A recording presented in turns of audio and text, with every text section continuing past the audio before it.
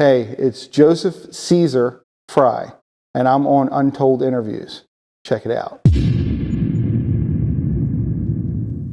Got my guy. I got the guy. C's. Is we going by that? Yeah, Caesar. Yeah. Okay. Yeah. Okay. Well, all right. So C's, give us a backdrop. Your story. What you do and things like that. Engineer, producer, artist. I songwriter. I do vocal arrangements, technical stuff, paperwork, consultation. You name it, I do everything. I'm the whole support system for anybody who wants to be an artist. When did you start? Ooh, very weighted question. As much as you look at me, you'd never know how old I am, but I'm well into my 50s. And I started back in '88. I was in my own rap group at the time, and I got signed. And it's a whole story that I really can't talk about because of NDAs and whatever. But from that, I kind of got raped, and I went behind the scenes, learned everything behind the scenes, started interned up in New York, came back to Philly, opened up my own studio, and the rest you could probably figure out from there. Rapping. What was your rap name? My rap name was JV Knight. That's kind of dope. Yeah, that was it. Because my real name is Joseph Vincent, so they called me Joseph Vincent. And I rapped with a black woman, and her name was Day. So I was Knight, and she was Day. But I was KNIGHT Knight. Now was she light skinned? No. Night and day. Okay. Yeah. I got you. So all right. So what made you want to rap though? I just got bit by the bug. And it's weird because like my whole life I was more science. I was the technical end of stuff. And so I went to Drexel University, and Drexel University is an engineering school, but it also has the Nesbitt School of Art. But we're really heavy in engineering, so we made fun of the art students. And then I still said, okay, but I have that part in me. Because I was a drummer and I was a musician, so I was like, okay, let me explore this. And I didn't look back. Wow. So what's some of the music you used to listen to coming up? Music I used to listen to coming up is varied. I'm a musical encyclopedia. Okay. But I'm a child of the '70s. I grew up on the funk. So I'm a funky child. I went through the '70s with Function and Brass Construction and Average White Band and Sly and the Family Stone, Casey and the Sunshine Band. For me it was like that funk, disco, pop, that era. That's where I'm happiest listening to. But I just rolled with it because once you're into music, you're always into music. Right. Now to become, because you start off as a studio engineer, am I correct? No, I started off as an artist. Okay. Then because I got pulled over to Coles as an artist, where I wrote some pretty major records and I don't have any rights to them. But because I got pulled over, I learned all the business end of it. Then I wanted to learn the technical end, to be on the other side of the board. And I always had the flair for the technical anyway. So, and it went from there. Wow. Now, actually being a studio engineer, you have to have an ear for music. Oh, yes. In detail. Yes. Is that something that you always wanted to be, a studio engineer? When I was like a kid in school, I wanted to be a teacher. And anybody who's gone to my studio, you can ask them. One of the things I do when you're at my studio is I'm teaching. You leave knowing more than when you came in. Every single time you come in, you leave knowing more. Because I impart knowledge. That's what it is. Because I'm also a hacker and I do other stuff like that. And for us, knowledge is king. The more you know, the better off. Right. And working in the studio is a lot of time consuming. Very. Now, how did you, bring that happy medium between your personal life versus your studio life? There is no happy medium. I don't have a personal life at this point. At all. I really wish I did, but I don't. And I mean, back before I really got into music, I was married, and then it was only lasted a year, and I've been single ever since that, and that's been since '96. Wow. Yeah. Tupac was alive. Yeah. I was, yeah, so I don't really have a personal life. I mean, I still get out. People freak out when they see me out going, you never leave the studio. Yeah, I leave the studio all the time. It's just, you're not looking for me. But I do leave the studio. I get out. I do things. Every year on my birthday, I go out of the country. I go to Cancun, Jamaica. I get out. I'm doing things. But I don't really have time to do a personal life. Now, is your studio, have it always been local, or is like, downtown? No, well, I like to keep my studio very comfortable. I don't want to be in a building or stuffy or anything, so I try to keep it in my home. So when you're there, you're comfortable. I want you to feel secure, but I also want you to feel when you walk in that you're checking your ego at the door, because it's not about that. Right. And as long as I keep it comfortable and people feel like they can work, that's good. So I always keep it in my home. Okay. And let me ask you something. How many artists you seen come through your door? Do you want a realistic number, or you want me to come up with something off the top of my head? Because realistically, I have a realistic.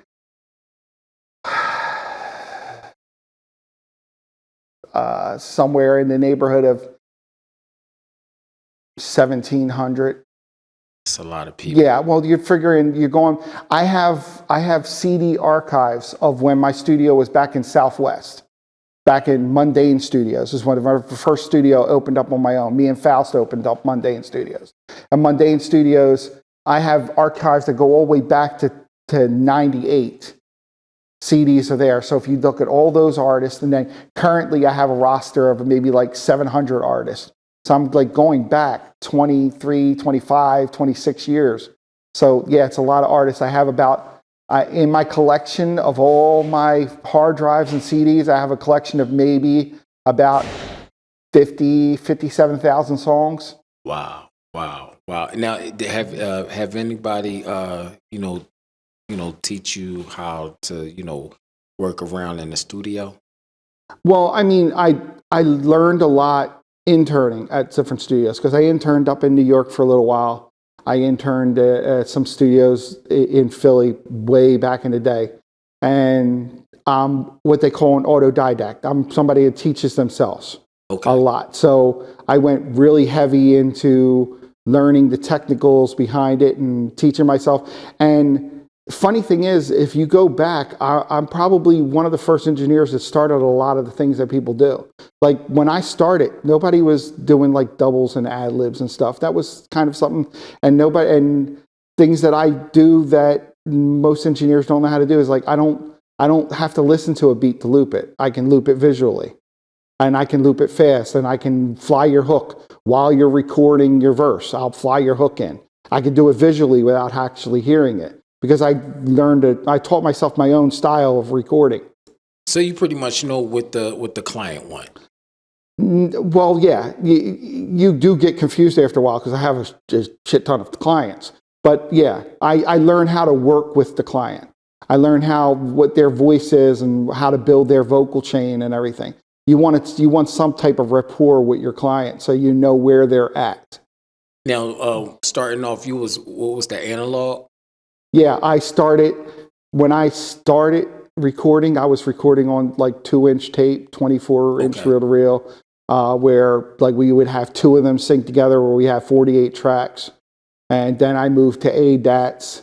And then from ADATs, you went to digital recording systems, and now everybody does everything digital. What was your first software? First software is the one I'm still using today. I swear by it, Samplitude. Yeah, I have Pro Tools, and I've used all of them. But for me, Samplitude allows me the most flexibility. It allows me to do things on the fly while you're recording, so it speeds up the process. A lot of artists come in and they don't really have much time, so I work with them. So like you can come to my studio if you're prepared. You can knock out 2-3 songs in an hour because I'll move as fast as you can move. Now, have you ever had a time where you like, I don't feel like doing this? Yeah, especially when Faust passed away. Okay. Now, My partner, who's Faust. Faust is my partner of, my God, 96, 95 is when I met Faust. And he was we did a lot of production together. Faust is the one that did Tear It Up, Young One, DMX. That he made the beat. Actually, he made the beat. I turned around, loved it so much, I made a phone call to TD, which is Terrence Dean, Swiss Beats' dad. I made a call to TD and set it up, and we sold that beat that night to Swiss Beats, and it was right there for Young One, and then they had DMX come on it. But me and Faust were together. He was the production, and I was everything else. I did the album covers, I did the artwork, I did all the technical, and he was the creative side. I mean, I used to do production before him, and then when he came by, he was so good, I just stopped doing production and did everything else. And he let him just do the production. When he passed away, I wanted to really give up for a while. I was really seriously considering it. You know, it was a tough deal because, you know, addiction hurts the people that are still left after that person leaves. So when Faust did pass away, I know that was tough for you. And you said you almost quit, but you didn't. What kept you going? Everybody coming to me, telling me to stay in it, to stay in the fight, to stay doing what I was good at. And, you know, it was like one of them things where at one point in time I was doing it. I started doing it for Faust's memory because every time I turn around, he's still around. He's still there. The mixes are still there. People still remember him. Sometimes people even call me Faust by accident. You know, so I think it's a combination of it. And then you get to a point in your life when you've done this so much that you don't have a plan B. Right. This is all you know how to do. It's like, you know, there is no fail. There is no give up. This is it. This is what I do. Next one is you said you work with a lot of artists, almost, you said 1,700? Yeah, 1,700 or more, yeah. All right. I could ask, who was some of your favorite artists you worked with either? Oh, another loaded question because I've worked with a lot. I've worked with, you know what, let's keep it out of the name artists because when I worked in New York, I worked with a lot of known artists. You know, Little Kim, I can name like big names if I want or whatever. But let's just name like local artists or people that were local. I worked with Cass when he was coming up. I worked with Ness when Ness was back in Bartram Gardens. Reed before Reed because we broke Reed out when we were doing the drama DVDs. The Reed and Meek Mills thing was that was all something we created with the drama DVDs. But now I'm currently working with a couple of singers. I'm working with Alexandria. She's an awesome singer. I'm working with a girl named Stick and Tree Bob. She's an amazing frigging singer. And then, you know, there's Lady Merc now, Tammy Jean, that I don't think she could get rid of me if she tried. Because I'm so woven into everything she does that, you know, I did most of her artwork. Yeah. So, but you know what? Most of the people that come through me, I'm part of their journey, and they're part of my journey, and there's no way to unbraid it. Now, speaking of DVD, some may not know that you have some DVDs out there. I had a lot of DVDs out there. Me and my partner Kurt, Concrete Jungle, we were the ones that did all the drama DVDs. We also did The Coldest Winter Ever. And then on the editing side, I was editing everybody else's DVD. I was editing DVDs for I'm Not a Rapper. I was editing DVDs for Super Wild Spitters. I was editing the DVD for, oh my God, there were so many of them. I can't even remember them all off the top of my head. Block Captains. I was editing DVDs for a lot of people because back then, not too many people were doing it.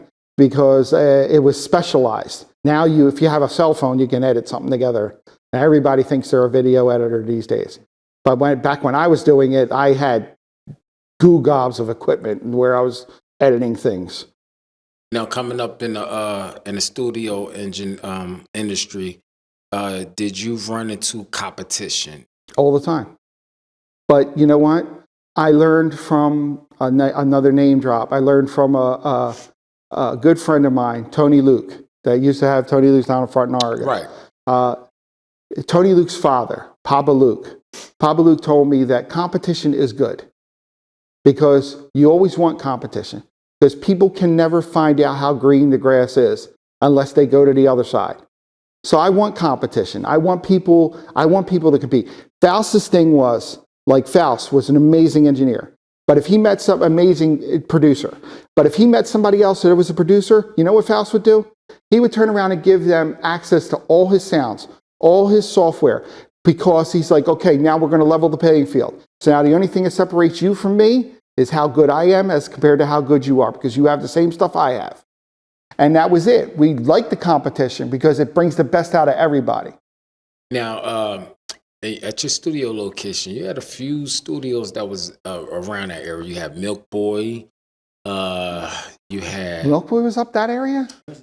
Fifth. It was still Fifth, around. It was still yeah, around. okay, it was yeah. still. Then what was the other one that's on Sheltonham? Yeah, you also had what was it? Before, when they turned into the Batcave, they were called Platinum Bound. Yeah. Platinum Bound. Then they turned into the Batcave, and then they moved Rug. Right. Rug is a friend of mine. I've known Rug for years. Rug is a friend of the show. Yeah. And then you also, what was that studio that was across the street from the was Sunoco or 7-Eleven's 411 Sheltonham? Oh, yeah, I remember it. It was like above a smoke shop or something like that. Right. Yeah, I never went to that studio. Okay. There are a lot of studios in the city that I did the initial setup for, like the initial setup for Firstborn, which was which I think is now Autoboy or something like that. The initial setup in the building was initially me. I set it up for, when we first found the building. But I've been around long enough. I've been around to watch studios come and go. Right. I mean, there's like only a few of them that have been around as long as me. Now, did you ever run into a situation where artists couldn't pay? Yeah, that's happened. You either hold their material until they can pay, or if they get away, sometimes that's the cost of doing business, and you just mark it down that you don't try to do business with them anymore. But it happens. If you think you're going to get into this business and somebody ain't going to try something. I mean, they came by and tried to rob me at gunpoint twice. One person came in and asked me where the drugs were. I'm like, drugs? This is a recording studio. What are you talking about? And they robbed me with a BB gun. Good thing I didn't have my gun on me, but yeah, but it's happened. That's why I got this mark up here. They pistol whipped me trying to rob the studio. Didn't know what they were doing. They didn't know what was in there. They thought they thought I had drugs. I was like, no, there's no drugs in here. It's a studio. But it's happened. Things happen. This is Philadelphia, and it's this game, things happen. See, you ever been in a situation where you're recording someone and they just suck? Yes. How do you keep your composure on a professional level? I am extremely good at that. I am extremely good at that. I know, look, I had this group come in, and it was 5 guys, and one of them was really, really good. He was really good, and they all knew it. And I turned around to them, I said, you see this kid? And I pointed to the really good one. And they thought I was going to say something. I said, you see him? Get rid of him, because he's making y'all look real bad. Because he was so good that the other ones, nobody wanted to see. It's like Nelly and the Lunatics. They wanted Nelly. Nobody wanted the Lunatics. If you're going to be your man, you're going to be your partner to your man's, play your part. If you get behind him, push to one, everybody can't be the front man. Everybody's got to learn how to play their part. So he wasn't just that studio engineer that say, I press record. No. Oh, no. I tell people when you come to my studios, 3 rules. 1 is don't ever ask me what I can and cannot do. Just tell me what you want done. 2, don't ask for my opinion unless you want it. And 3, have fun, because the minute you stop having fun, it's not worth doing any of this. You're not going to get paid as a musician. You're going to get paid being famous. As a musician, no. There's levels to it. I mean, you have 10,000 fans, you can release a song for $1, make 10 grand or 5 grand off a song, and you could live off that. But you're not going to be super famous. But if you learn how to brand yourself and become the hero of your story and do some endorsement deals and you can make money off your brand. The Kardashians proved to everybody that you don't have to have talent to make money. You just have to have a name. Now, is it safe to say that the new talent is no talent? No, they just have talent in different ways. But again, like I would take any artist from the 70s and put them with any artist from the 90s, and they pale in comparison. I mean, when I was coming up and I was an artist, I had to be a step up to just even get noticed. These days, you have a cell phone, you could just put yourself out there, and it's easy. And I mean, you could do it on looks, you could do it off a stupid dance, you could do it off of a viral video, whatever. But I'm not going to knock anybody for that's their hustle. That's their hustle. Good, do what you got to do. But if you want to become a musician, if you want to come into my studio and call yourself an artist, let's see the artistry. But if you just want to do this to have fun, fine. However you want to play it, let's play it. You ever come across an artist that was a waste of talent? Yes, plenty of people that I think have something and they're not doing it because they're afraid to try something different. I mean, look, if you're traveling down a path that everybody travels down, you're not going to get to nowhere different. You got to go someplace that no one else has gone. If you want to be a leader, if you want to just be a follower where everybody else went, but you want to be a leader, try something different. Get outside your box. That's what it is. With Eminem, and they stood out because nobody else was doing what they were doing. So if you want to stand out, you got to buck the system. You got to do something different. The weirdos 5 years ago are the ones that are the hit makers now because they brought the attention to themselves. Now, when you're doing a project with an artist, do you treat it like a client, or do you treat it like, hey, I want to put my best foot forward? It all depends on what the artist is putting into it. Okay. I mean, if you come into my studio and you're asking me to be critical about something that you're not being critical about, that makes me a hypocrite. So I can't. So I'm going to put into it whatever your energy is. I'm going to match your energy. So if your energy is that this is what you want to do, like I have people come on all the time and say, yeah, this is what I am. This is what I'm about. I'm like, yeah, is this how you pay your phone bill? Is this what you do? Because I know I wake up every day, I'm behind this. This is what I'm about. This is what I do to pay my bills. But until you can say that you don't have to hustle and you don't have to trap or you don't have to work at T-Mobile or whatever to pay your bills, then this is what you do, then that's what, So you got to let me know how much power you want to put in. If you're only taking an hour on a song, then that's all we're going to do is put an hour into the song. But if you show me you want to put time into it and you show me the effort, I'll meet you halfway. But I don't really have many of them come through. There's not very many people that have that type of work ethic. Starting off, and this is a question I asked Rug from Bad Cave, starting off, what was your price versus, your price now? Was it very low? No, you don't have to give me a dollar amount. No, because this is like a thing with me. Because my price has never gone up. Yeah, I mean, you can ask anybody. I've been $30 an hour. I've never gone up in price. Because look, the reason why I got into this whole thing, the whole reason why I got into this is I wanted to be the person I wish I met when I started my journey. So I'm going to impart the knowledge. I'm going to be that person that I wish I would have met. You come by with a question, you want to know what the real deal is, I'm going to tell you the real deal without candy coating it or sugar coating. I don't care. If I lose you as a client and I don't make any money off you, that's fine. But at least now you know where you stand. So that's what it is. So I don't go up in price because for me, it's not about the money.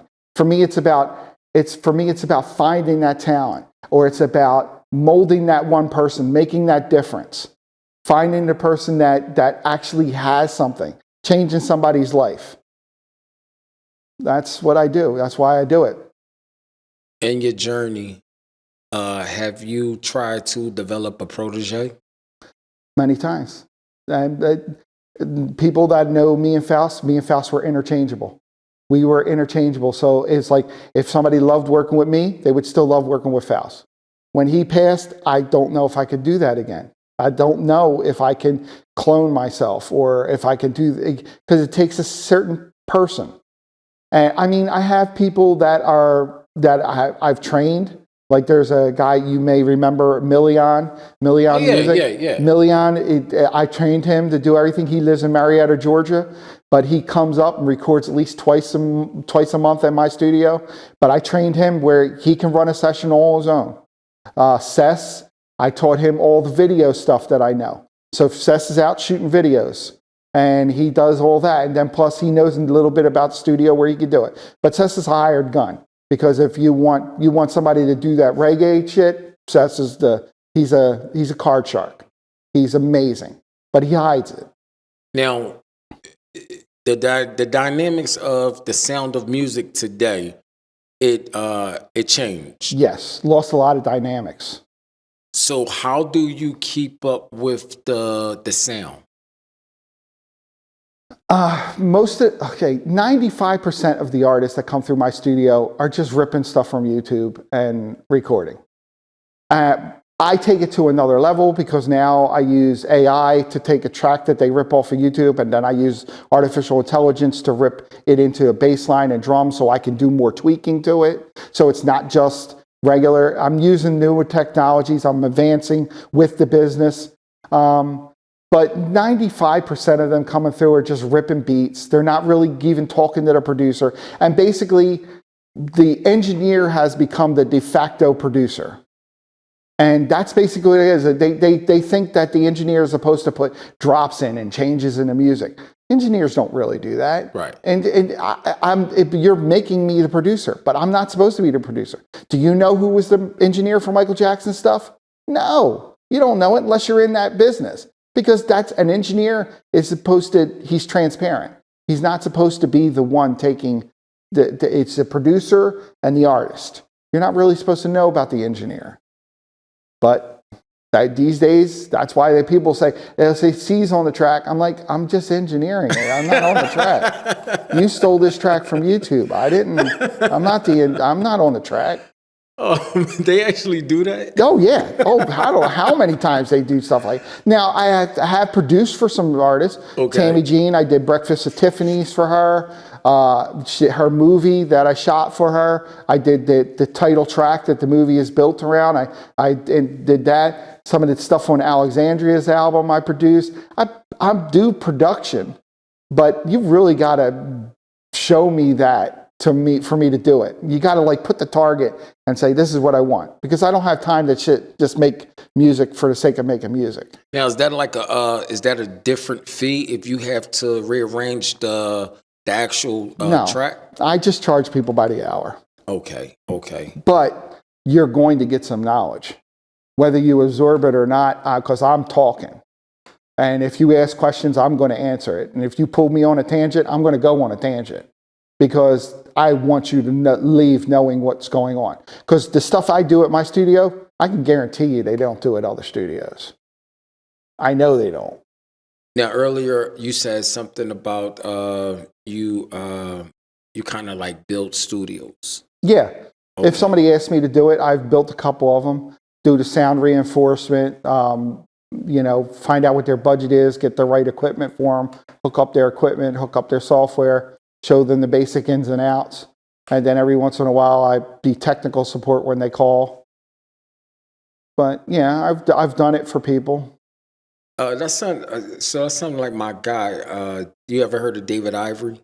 I've heard the name. Yeah. So that's something that that you guys pretty much do. Now, wouldn't that be helping the competition? Again, If I give you the same tools I get, then the only thing that separates you and me are you and me. What you're willing to go for your client, what you're going to provide. If you're just going to, look, I know tons of, let's go just comparing it with DJs. I know tons of DJs. I know a bunch of push button DJs, and I know some people that really have some DJing skills.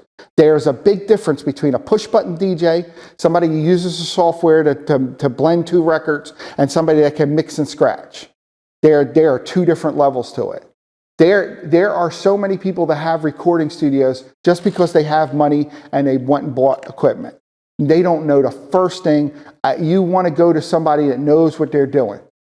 That somebody that takes the time to actually learn their craft. Like when I'm not recording, I'm researching. I'm learning the next piece of software. I'm trying to acquire the next piece of software. I'm using the new technologies and AI to do the next best thing for the client. Because when it comes along, I want to be there. I don't want somebody to come in and say, yo, can you do this? And I don't know what it is. 9 times out of 10, I'll have people come in and ask me, can you do that? I'll be like, yeah, sure, I could do that. I have no fucking idea how to do it, but I'll figure out how to fucking do it while I'm doing it, but I'm not going to let them know that.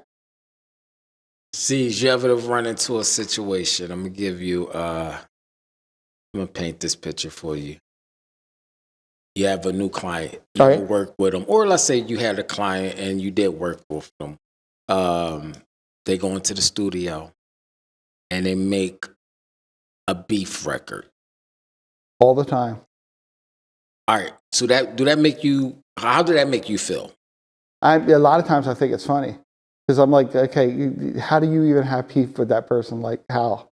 I mean, are you just doing it for clout or whatever? Whatever. I don't care. And if they come by, it's like, yeah, I just recorded it. But whether I believe it or not, if I believe it or not, it doesn't make a difference. Have you ever had a artist that came to your studio and recorded a beef record and,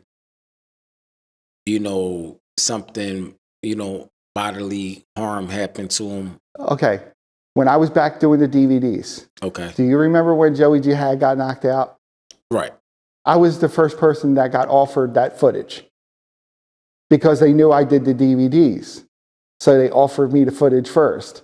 So I was in the middle of all of it. I wasn't part of it, but I got offered it before. I knew when it happened. It happens, man. Once you're in the mix of that stuff, it's going to happen. You're going to hear it. You're going to see it. There's a lot of times where I've had rival groups come through the studio, and I try to make sure that they're not booked at the same time. But you have it. That's like, but as long as you're checking your ego at the door, you're checking your ego at the door. Yeah. Pro Tools. Mm-hmm. That software is generally used just about at everybody's studio, along with a number of other softwares. Mm-hmm. You said that you still use the Samplitude. software. Yep. Mm-hmm. I have Pro Tools. I just use Samplitude. Okay. Now, when you got Pro Tools, was it something that you had to pretty much like learn on your own, or you had to take a course? These days at YouTube, you can learn how to do just about anything. Right. Yeah. The reason why I use my program as opposed to Pro Tools is, like I said, I have a lot of people that come in on a budget. They're only booking an hour, right? And if you're working Pro Tools, in an hour, you could barely get set up to record. So if I can just go bang the bullets and have you recording within 5 to 10 minutes, I'm going to use the program that I can have you recording within 5 to 10 minutes. As long as you can't sonically tell the difference that this is Pro Tools and this is that. So you can't tell the difference. There's only like 0.01% of the population that can hear the difference between audio qualities of certain DAWs. Most of them are transparent. C's, what's your end game? What's my end game? Personal level or business level? Both. Personal level is to be happy. I don't care about nothing else. I just want to be happy. Business, be a part of something that well after I am gone still has impact. I want to be part of something that my descendants can go, yeah, he was part of that. Today, can you take a vacation? Yes, I do it every birthday. Okay. I go away every birthday. For some reason, my birthday's in January. I'm Aquarius, but on my birthday, I need to be in water. So I usually go someplace tropical that I can get in the ocean or get in water, because that's what I need. So for an up and coming studio engineer, what is one thing that you would tell them? For nowadays, learn AI. More than anything else, learn AI. Learn how to prompt it. Learn how to write prompts. Learn how to prompt AI, because everything is becoming that these days. It's like it's going to work its way into it more and more and more. You need to become very aware of everything that's involved with it. Okay. My last question. What is one thing that no one know about you, but they should? One thing that nobody knows about me, but they should. Wow. Got him.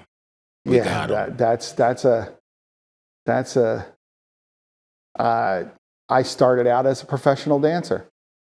What? Yeah, I was 149 pounds. I was a dancer at Pulsations nightclub on the speakers. I mean, I was dancing back in the day. I got pictures. Anybody who's asked me about it, they come through the studio, has seen the pictures. Now, what was your dance name? No, my dance name was just my name. It was just me. I was just a dancer. I was a choreographer and a dancer. That's what I did. Oh wow! Every week, rapper and a dancer. Yeah, no. When I was an artist, that's what it was. Is I was doing New Jack Swing. When I started, I was doing New Jack Swing, but I was like dancing like kind of a combination between Bobby Brown at the time. Like I was dancing. I was a full artist. So that's what I did. When I came back home, I started working at Pulsation. It's where I met my wife. My wife was one of my dancers. Wow. Yeah. Wow. So what is one thing that you would want to, tell somebody, about your legacy and things like that? About my legacy? I don't want to be, when I go, I don't want to be just that one line at a eulogy going, he was a good man. I don't want to hear that. I mean, I don't want my life to be boiled down to those couple words. It's a whole journey. I want people to know that when I was here, I tried to leave it a better place.